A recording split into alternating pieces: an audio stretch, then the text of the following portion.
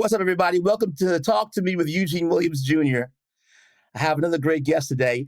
You know that since we've been doing this show, I've had artists, I've had Pulitzer Prize winners, I've had sports commentators, I've had Grammy-winning drummers as my guests on this show. But today, we happen to have a producer on the show. So let me tell you a little bit about him and how I know him. First of all, I met this young man. Say young because he's younger than me by about a year. Although he looks 30 years younger than me. I don't know how he hasn't changed at all since high school. My God. Anyway, he still has his hair. I'm jealous of his hairline. Anyway, met this young man back in the mid 80s. I believe he was a 7th grader and I was an 8th grader. I would think that was when we first met. And we were together at Ransom Everglades School in Coconut Grove, Florida. And we knew each other all that time till my graduation. And then a year after I came to Emory University to start my undergrad career, he came to Emory University to start his. And so we attended basically part of middle school, all of high school, and all of college in this, in the same institution. So there's a connection there. But anyway, this young man serves as the senior director at Livit Productions International, a full-service event production company located in my hometown of Miami, Florida. He's done that since January 2009. Previously, he held the position of talent logistics manager for the ESPYs at ESPN in mid-2019, overseeing logistics for on-air presenters, actors, and athletes. From September 1994 to January 2011, he worked as a consultant and talent coordinator for various programs at MTV networks, including the MTV Video Music Awards and other high-profile events. Additionally, he was an event producer at Event 11 from June 2004 to January 2007 and acted as the onstage host for the Sports Illustrated 50th Anniversary Tour in 2003-2004, traveling across the entire United States. He earned a bachelor's degree in international studies from Emory University, our alma mater. And so I've known this young man for a long time, and I followed him, and I'm so proud of him. As you see, his accomplishments were so wide and great, I had to read them off. I couldn't just do them off the top of the dome. But ladies and gentlemen, we want to give this man our usual soul-trained Don Cornelius welcome. So wherever you are, put your hands together and give it all up for Charlie Venturi. Hey! What's up, Charlie? Thank you, Eugene. That's absolutely the best introduction I've ever had in my life. So, well, I appreciate that. And I also didn't mention that Charles and I used to call him Chuck, so I knew him back then. But as we get older, we get identified how we want to get identified. So he's Charlie now. So I knew Charlie when we played football together too for some time. So I've known him in the classroom, out of the classroom, and on the field. And this is a pleasure to know this man. And one thing I want to say about him before we start the questions, and I don't know if he remembers this or not, but I remember this about him. There was a warmth to Charlie. When you saw Charlie, he had a smile on his face. Now, I don't know if it's because we were buddies or I was bigger than him, he was scared of me. I don't know what it was. But Charlie always had a smile on his face. He was always welcoming. He was always warm, always had a joke to tell, always had a smile on his lips. And so that made him, for me, one of the nice people to be around during my high school years. So I wanted to give you those flowers because thank you, man. You always made me laugh. How we feel about him until they're long gone. You always made me laugh. And I think about this one memory. We're in football camp together, and you turned Steve Winwood's Higher Love, and to think about it, there must be warmer rooms because we were freezing in that auditorium. It was on. We were freezing our butts off, and you started singing. And that was just one of my favorite memories. Every time I think of you, that ad-libs mind, so. Wow, that's crazy because I remember distinctly us sleeping on those cots. Yep. In the auditorium. Back then, we didn't have fancy facilities like they have today. What kind of boot camp they thought they were running? I think they really thought we were the Miami Dolphins or something. I don't know what was going on with that. It was rough. But anyway, so let's talk about you, man. So first of all, I read all these accomplishments, but I knew you when. Yeah. You were just a guy on my campus, a guy in class with me. But I see all these great things you're doing, and I never, and it's not that I didn't believe in you. I just I Hmm. was able to put these things together with you at that time. So I don't know where this interest in production and talent and all these other things came from. So tell me, what were your earliest influences with regards to this career that you currently have?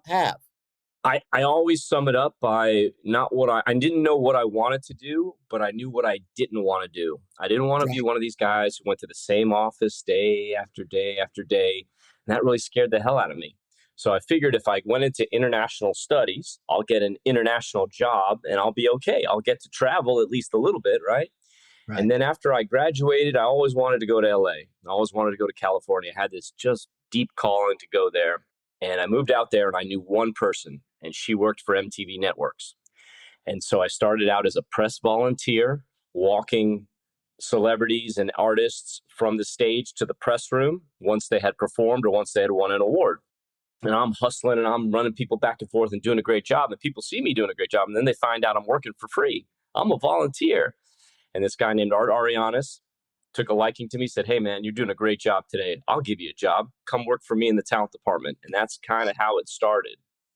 And so next thing you know, I'm on the Video Music Awards in New York City. They fly me out there and I'm doing the same thing. Now I'm in the talent department coordinating the performances. Sometimes you're moving the background singers or the lead artist or whatever it had to do to get them to stage for rehearsal, get them back to their cars, back to their hotel, and helping to put these big performances together. And once again, you shine, you do a good job, they want you back. That's how TV works. And, it's a real kind of close knit world once you're in. And I was fortunate enough to have this woman, Linda Alexander, look out for me, take a liking to me, and bring me into the fold, and for Art to believe in me. And then I just worked my way up the chain. My favorite MTV experiences were the European Music Awards, because as an American, it's held in a different European city each and every year. So I Right. went to Edinburgh, Scotland, the first time out. And I've been to Madrid and Rome. And my dad came to visit me for that show in Rome. And we got him in as part of Gwen Stefani's performance. He didn't even know who Gwen Stefani was. He's walking around with the credential, drinking beers backstage. He fit right in. So I've had some really great experiences through the MTV networks and also, VH1. I was there in Times Square for the Millennium. That's another huge memory of mine, Mm-hmm. Mm-hmm. where we were very excited, very proud, and also a little bit scared, because we were all thinking, if anything's going to go sideways, it's going to go sideways right outside these windows. Yeah, that was a I wild mean, there was time. heavy, yeah, wild time, right? Heavy security. They were welding manholes down. I mean, crazy stuff. I remember everything went swimmingly well. Once again, working with Gwen Stefani again, and yeah, so that was great. So that was kind of like the MTV era and the TV side of things, and so I kind of built up this resume and reputation in the television world and a lot of award shows. TV is very specific. It's a lot of Right. scripted shows, a lot of reality shows, game shows, and then there's that whole award show circuit. So I got to Sure. work on the Emmys, I got to work on the Oscars because of my experiences. And then I had this buddy of mine who was in the event production world, Tony Schubert from Event 11. And he said, "Man, I really like your resume. Can you come work for me and do talent transportation for this big job I've got for the TV Guide channel?" And I said, "Okay, sure." And so came in, worked with him. And from him, I learned about lighting and decor and design and furniture and how to really lay out an event, something I hadn't seen from the TV side. And that was really interesting to me. And then, I kind of did my 10 years in LA, learned a lot, and I had this hosting. I was acting at the same time behind. That was also part of my main motivation for moving out there. Was I wanted to pursue an acting career. I wanted to perform, something I also never did in high school, never did in college. I was one of these guys Yes, that just because I'm thinking about that just to sidetrack because I was involved in the fine arts, and I was like, we were always looking for other people to do things. And when I found out later I said, Charlie got into a little bit of acting too. I said, oh my God, he's gonna be on the stage with us. What was going on with I that? know, I know. I think I was shy or scared or not interested then, and then I just kind of found it at Emory. I think I did some modeling shots with a girlfriend of mine and Hmm. had some headshots and was getting into commercials. I thought, oh, this is pretty cool. And I said to myself, here's my acting skills.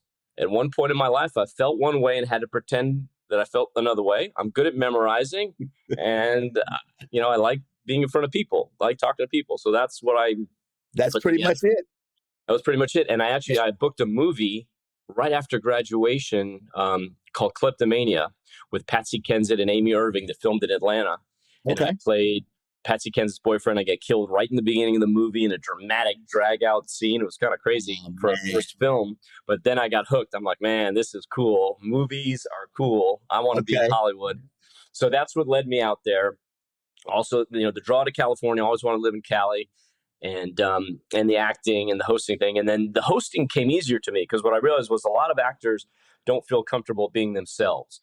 They Yeah. don't, when there's no script and you're just out there all alone, uh, it kind of, you know, intimidates a bunch of actors and things like that. But I was always good at it. I really always enjoyed it. And so I did well as a host. And that's what led me out of California when I got that Right. Sports Illustrated job. So it was a combination of many loves. So I love sports, and they were looking for a year-long commitment where you were going to be the on-stage host for the Sports Illustrated 50th anniversary tour of the magazine of SI. Okay. Okay. And every weekend we went to a different sporting event, and it was such a big job. They actually hired two hosts because there's no way logistically you could fly all over the country. So Sure. I was one of two hosts, and we traveled, and I got to go to some really crazy, unique places and some really big deals as well. It was big time sports and baseball and things like that, or a big college football game, Auburn versus Alabama. Then it Okay. was also strange sports like a duck calling competition in Fayetteville, Arkansas, where I found myself asking, how is this a sport again? Yeah. But it ended Pretty up being a easy. blast, man. That was one of the most unique and funny experiences I had. Um, so that was really cool. So I learned a lot on the SI tour, and like I said, it brought me back to Florida. I worked for Event-11. I started a production company for them. I started producing events for them, and then I really wanted to do more of the TV stuff. I wanted to reconnect with my SB connections and MTV connections, and so I told Tony I was going to start my own production company, and that's when I did around 2009, 2010. I launched Livit Productions. I had a lot of great connections from California, from everything I did in LA, so people knew who I was. And so when things would come to South Florida, I had an easy road in to get clients and to get work. Well, the thing that is so amazing is, once again, when you go to school with somebody, you don't know all these passions that they have inside of them. We Mm-hmm. have, very, very general surface conversations about life and about girls and about sports and about what teacher we can't stand, but you never really know what's inside of a person. So I'm just so enthralled by this whole story. I want you to tell me though, it's been an illustrious career and relatively short life still. You still got a lot of years to go, young man. Yep. Hope so. But we all hope that. But I just want to say, or ask you, I should say, what have been some of the benefits of pursuing the life you've pursued? And if there have been any, what have been some of the drawbacks? What are some of the things you say, I missed out on that because of this, or I wish I spent more time on that because of this? What are the benefits and drawbacks of being Charlie Venturi at this point in Charlie Venturi's life? I think the benefits has just been a tremendous world of experiences that I've had. All these, I really call them adventures. Sure, they were jobs and I was getting paid, but man, just travel jobs and those huge global productions that I worked on, from, like I said, the MTV days, and just going to New York to, next thing you know, I'm working for MTV Latin America, and we're launching their Video Music Awards, Los Premios MTV, and we went to Mexico, and we did it right in Mexico City, and then we went, down to Cancun and got chased out by a big hurricane, and that was the show that never happened, and so I think I just consider myself a wealthy man because of these experiences, these life experiences that I had working in event production and television production.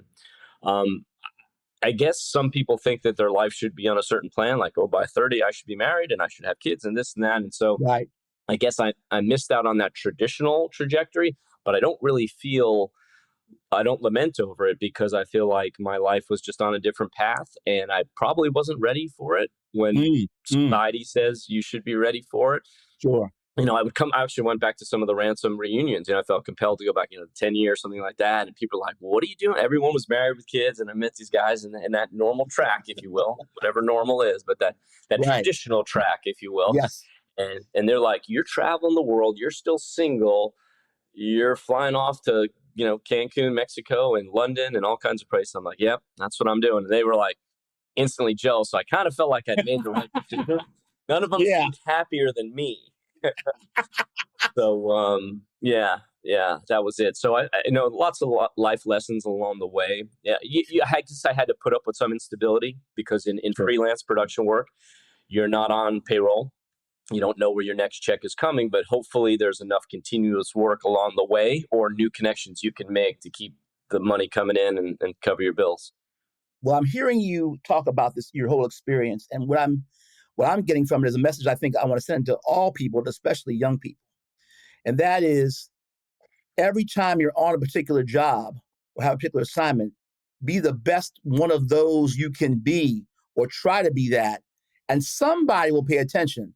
The Yeah. money will come, the notoriety will come, the opportunities will come, but take advantage of every opportunity that you are given if you want to see things increase. Yeah, for sure. And also don't be afraid to volunteer. Just because you're Right. not getting paid. If something you're passionate about, you're interested in, ask to work for free. Say, can I please intern with you? Can I volunteer to be a part of this production team? I'm interested in what you guys do. I'm passionate about it. Right. How could somebody say no to somebody like that? Yes. Doors will open up for you, and you never know where that's going to lead you. And I'm a testament to that. Like I said, Yes. I volunteered, and it led to this amazing career. So So tell me this though. I want to know. You've given me several monumental experiences. Um, Give me some names, especially when it comes to music and sports, of some of the people that you met that you never thought you would. some And people what was that like? it's funny because after a while, you meet so many, it really, it's like, okay, Michael Jackson just walked past me Wow. Wow. with Lisa Right. Presley. I was there the moment when they came out as husband and wife on the stage in New Right. York. So that was one. Right. And then, we're backstage, the mayor's coming. Okay, Mayor Giuliani's coming in. We got to make sure he gets in. And I've been backstage when Joe Biden was vice president in Los Angeles. We took care of him. He was on the ESPYs. Okay. Um, lots of interesting politicians have kind of come through and things like that. LeBron James and his camp working with those guys. He kind of crafted this cool after party after the ESPYs that I believe he still does. And so I got to work with that camp when he was a big part of the show. And, one of the greatest experiences for me was working on the London Olympics in 2012, where I was lucky enough to be the headline talent manager for closing ceremonies as an American. Okay. And the story of how this came about was they were very laser focused on the opening ceremonies with Danny Boyle producing and rolling out that program, that they kind of forgot about closing ceremonies because it was, more than 3 weeks away.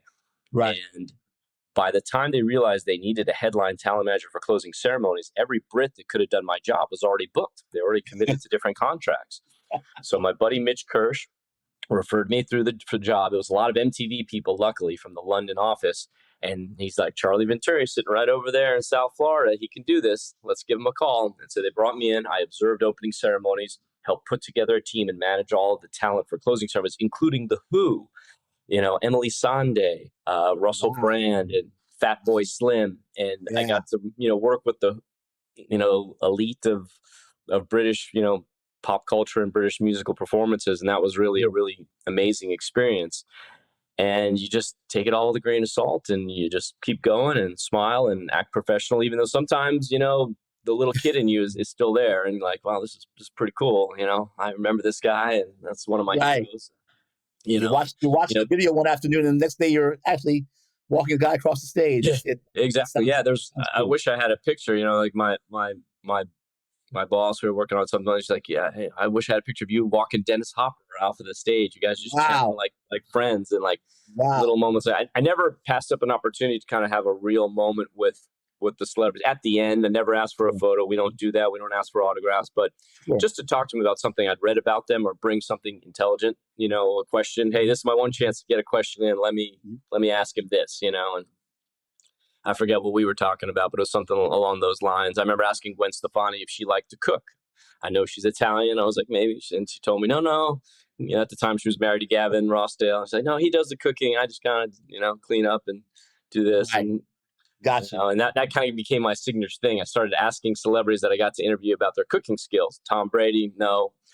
David Robinson from the Spurs was like, I like to make bacon. I'm like, okay, specialist, all right. Who doesn't like to make bacon, man? Exactly. Who doesn't like Everybody loves bacon? bacon. Let me ask you this question. So all these things have happened. All these wonderful things have happened, and they couldn't happen to a better guy, in my opinion.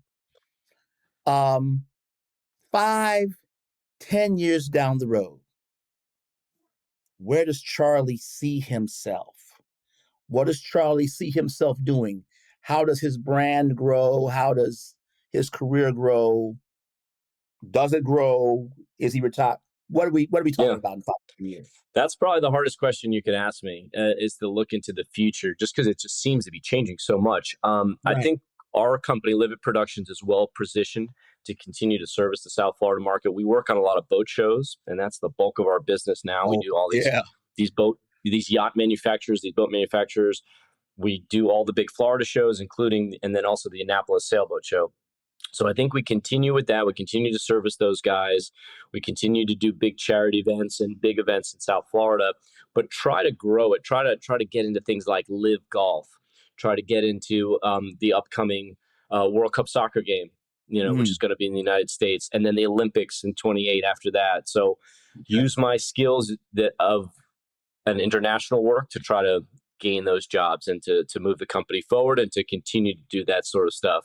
Even if I sell the company one day or retire one day, I think I would still freelance just to be a part of those big events, just because they mean so much to me, and it's just such a unique opportunity. And your story is interesting in terms of how different experiences come together to make the whole person. So you always wanted to be an actor. You combine that love and that passion with the idea for international studies going around the world. And you combine that interest with kind of being a guy who's behind the scenes, likes to kind of chess piece what's happening. And that turns you into a full-scale, all-service type of producer who's been in front of the camera, behind the camera, knows about world affairs, world issues, how to deal with certain groups. Well-rounded person, well-rounded entity right there. And so I just want to tell you that I'm so proud of you, Charlie. I'm so amazed by your success, not because I don't think you can do it, but because you did do it and you continue to do it. And as I'm talking to you, you maintain that Charlie-ness about you, and I just am so excited for what you are doing and what you are bringing to the world in general, and the country in particular. Is there anything that if people want to find out more about Livit and they want to contact you, if they want to look you up and see what you do and perhaps hire your services out, how do they get in touch with Livit Productions, man? And Charlie? Sure. So we're all over social media. Our handle is pretty consistent. So it's Live It Prod INTL. So Live It with the E, like as the Brits would say, Live It, PRODINTL. And you can find Livit Productions International on Facebook as well. And our website is really easy. It's looks just like that. Livit.tv. Got it. I see. Y'all see that? www.livit.tv. Yeah, there you go. www.livit.tv. Got it. People love to. It's simple. That was a simple one, and thank God for the .tvs, because I definitely wasn't getting Livit.com. So yeah, come look us up. We are a full service boutique event production company. We work all over the world, and obviously all over the United States as needed. And we have a wealth of knowledge because of all these big events that I brought to the table and the people I found along the way. Right. I've got some amazing producers that work for me at our company, amazing production people that I found at MTV events, or I found on a tour going across the United States, that helped me do production design and build outs. And so that's what we've got going on. And we'd love to take on new challenges. Well, ladies and gentlemen, here's the great thing about talking to old friends. The time jumps on you, sneaks up on you, and before you know it, as Carol Burnett used to say, I'm so glad we had this time together, but now it's time to wrap things up. Ladies and gentlemen, you have listened to the knowledge, the expertise, the just fantasticness, if that's the word, I can make that word up, of Charlie Venturi. I'm so glad you came on the podcast. And I'm so proud of you. Continue to do what you're doing. Continue to be a blessing to others and the world. And I look forward to seeing you sometime in the future, whether it be again online or hopefully we can get together in person at some point. Yes, Maybe I would love that. If you're at the Annapolis Boat Show, holler at me. I'll drive 3 hours over to Annapolis and we'll figure this out. All right? Yeah. All right. Everybody, bless and have a great one.